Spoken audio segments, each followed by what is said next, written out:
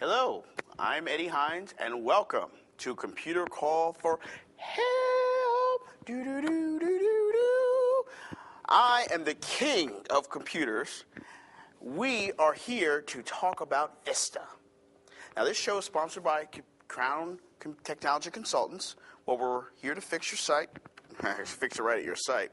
You can call us at 678-398-9123 if you have any computer needs, either PDAs, laptops, desktops, whatever. If it's busted, we'll do our best to fix it. You can always email us at info@computercrown.com. Now, this is more for the business side of the world. Not more the consumer, but yeah, the more business side. A lot of businesses are determining, hey, is this worth doing an upgrade? How much is it going to cost? We're going to go into the more serious side of Vista. See exactly what it is, how we got to where we are, and is it right for you or your company? So you ready? Buckle up. Let's go. Now, as you see, the wow starts now is what the slogan is for allowing you to have a better computer experience. We want you to have a better computer experience is what Microsoft claims. They heard the cries from Windows XP, and they wanted to see if they will be able to improve that experience for you. Security is the wow in Vista. As you see, why is Vista so big? Here it is. Well, they totally redid the architecture from the ground up. Totally different. That's why it took a little bit longer than expected to come out.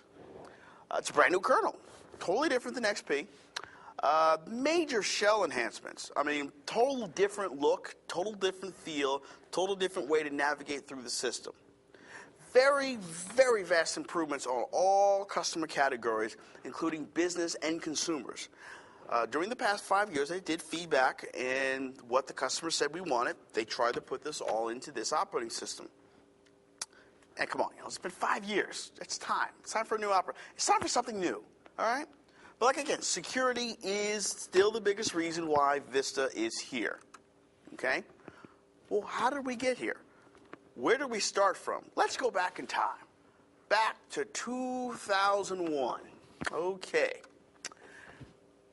As you know, XP was released in October of 2001. The main thing about XP over the previous operating systems was the ability to plug and play. Plug and play. Pretty much it allows you to actually plug things in, get stuff started quicker, a better interface, better navigation. Security really wasn't the aspect on XP. Internet was, growing internet needs, and that's where XP really focused on. And then the lessons that we didn't learn, if it's not needed, why is it enabled by default? Like some IIS, which is an internet security thing, who needs it in a consumer product, okay? Even a Windows workstation doesn't need that turned on. And like I said, it didn't do anything to stop the attacks on Windows. We didn't know. We were dumb. Well, we weren't dumb until 2002 when the viruses started hitting. So, let's move on.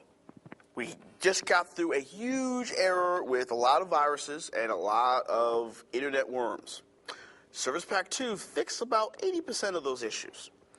We introduced Springboard technologies that were originally scheduled for Vista. We pushed them up because the need for it was so high. And take a look at the screen here.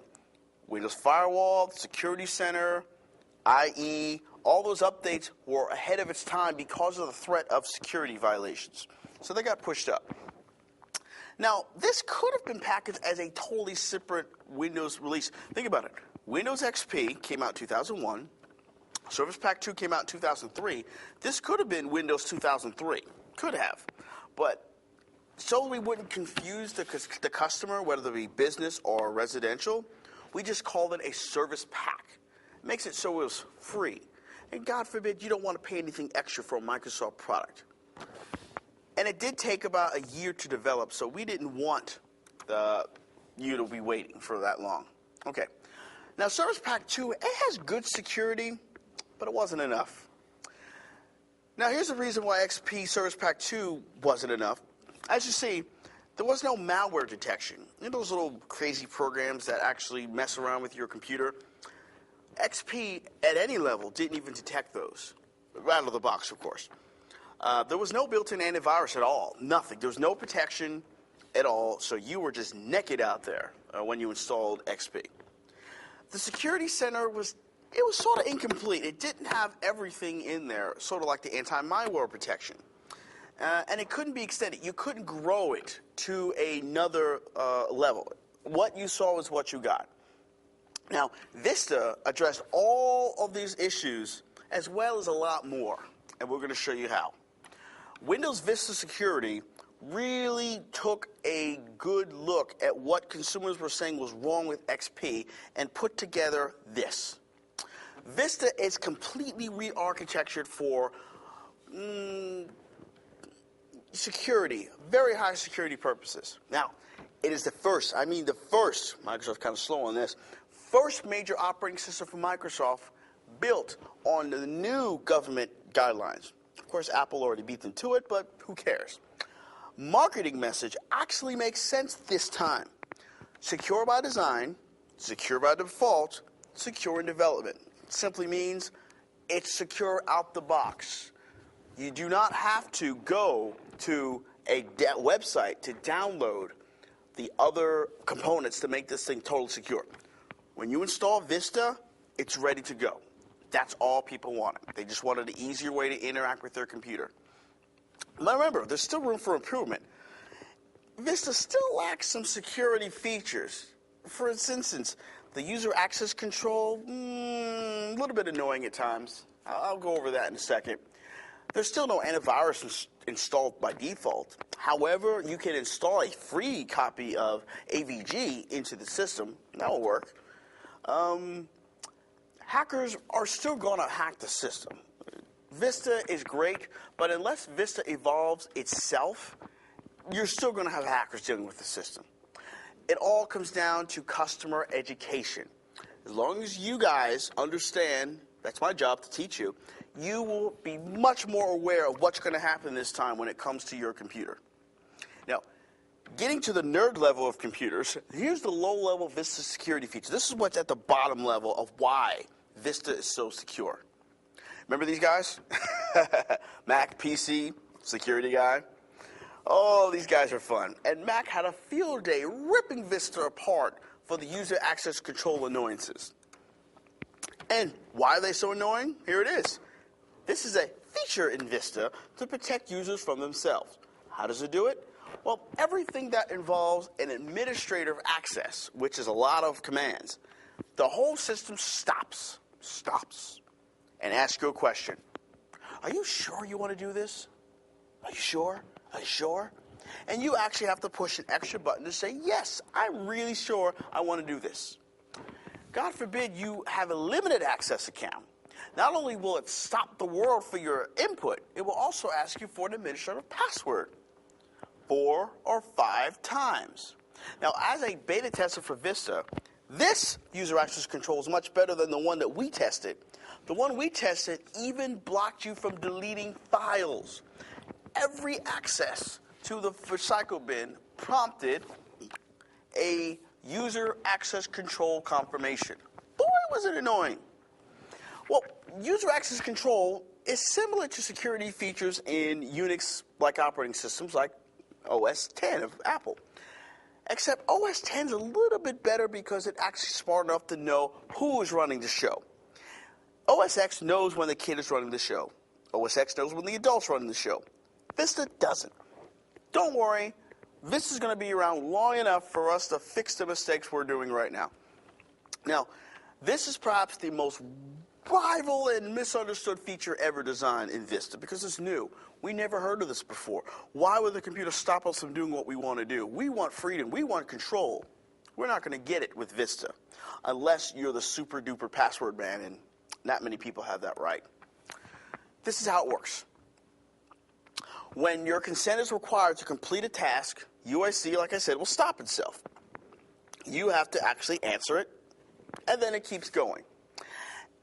Like I said, it works slightly different for security people who do not have administrative rights. Here's the funny little joke here.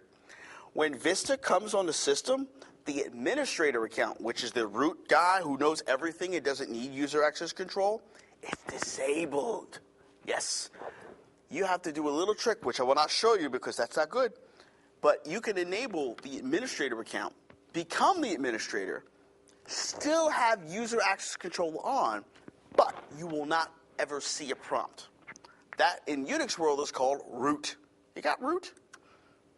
Now, here's a first thing of consent. We're going to break this down a little bit more so you can visualize what this is before you actually go out there and upgrade every system you have. Take a look at the screen here. The prompt says Windows needs your permission, and then while you see this, you're attempting to change something, a setting, that the computer thinks is harmful. Look at the screen there. It stops you and asks you, are you sure you want this to happen? And then you say allow or cancel. Simple enough, right? All right. Here comes a little bit more trickier one. Okay. Now, when you get this screen, that means you are a real big doo-doo.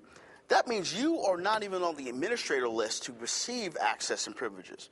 So what's going to happen is it's going to stop you and say, hey, I don't know who you are, and you're not on my list. You can't come into my club unless you give me not only the password, but give me the username too. So you need two pieces of information to get past this wall. That should stop kids from jumping online if they don't have the right privileges. That's pretty cool. The third one is the even more annoying one, because this one deals with executable files. Files that you would normally run on a normal basis, don't have to worry about anything. However, take a look at this prompt. An unidentified program wants access to your computer. Let me show you why this happens. Deep down in Vista, there's something called the kernel. And I'm talking about the chicken guy. It's the kernel which controls the whole computer. In older versions of Windows, the kernel was accessed by a lot of programs, which caused a lot of problems. This kernel can only be accessed through one thing, sort of like the only way through God is through Jesus Christ. Same exact thing. The only way you're getting through the kernel is through Vista itself. And Vista is very exclusive on who has access to the kernel. However, though, he'll let you have a chance to give a program access to the kernel by using this prompt right here. If you see that prompt, that means that you actually need to manually give that file access to kernel. What if you don't even know what that file is? Just hit cancel. Don't worry about it. If you think you know what the file is and you don't, well, then the user access control is null and void. Thus, you have to have a bit of knowledge of the computer before you start messing around with this. But what's really happening? All right. Well, the administrator account's now logged in with a mixed token. A mixed meaning that some things I'll have access to and some things I won't. Mixed. Half of this mixed token is a standard user token, like the little kid. The only difference between the little kid and the real little kid is the username and password prompt difference. This is typically used to determine your membership or privileges. That's why I said if you log in as the administrator, the disabled administrator account, you will never be prompted by this again. The other half of this token is the administrator token. This one will allow you to have a little bit more access to the programs, but won't stop you every time to get permission. Rarely will you see this account unless you are either the first user who signed up for the account or the administrator themselves. Now remember, no matter what you do, some of the administrator tasks are always going to be tagged to ask for permission. Now, the problems that people are having with user access control is this. Most Windows users are used to running with full administrative privileges. Remember I told you about XP? Lets you have free reign over the world. You actually have to work your way to limited access. All right. Well, in Vista, even the administrators don't have the access unless you have that hidden access of the administrator. Everyone's going to have equal access whether they're an administrator or not. The way it works is UAC will elevate your privileges if you push the right buttons. It will elevate you to the super account just enough for you to jump over that next bridge and then bring you back down to the standard account user. Now, XP had a limited account access, but it was really, really limited. You couldn't do anything. You couldn't even sneeze in standard limited mode. At least Vista gives you a little bit more leeway, but still you're going to have to deal with it. My advice, don't touch this. Do not disable it. Do not do anything to disable UAC. Why? It's there for your protection. If you don't know much about computers, leave it alone. God forbid, you go out in the woods with no clothes on and wonder why you catch pneumonia. So leave it alone. Now we're going to get a little bit deeper. So if you're not with me, just hang with me. We'll be there in a minute. Now, in Vista, the number of default running services is vastly reduced. For instance, in XP, you have about, I'd say about 70 or 80 processes running at once. In Vista, you'll have 10. Why 10? Because Vista knows you don't need all those stupid processes running. It's smart enough to know, gee, Johnny hasn't used this in 6 weeks. Why do I have it running? I'm going to shut it off. If Johnny needs it again, I'll ask him for permission to turn it on again. Makes sense. The goal is to make the system run faster, right? Well, all those processes slow the computer down. Thus, get rid of them. So, the result, a smaller attack surface, less damage to the system, and less potential for disaster. Now, it's based upon what is called integrity levels. This prevents, remember I said about the kernel? This prevents the kernel from being bothered by unknown or unneeded tasks. As long as the kernel is unbothered, it's free to do what it needs to do, which is keep your system safe. Now, with the kernel, it's run really much by CPU, chip, things like that. Now, memory is something that's very important for Vista. It's a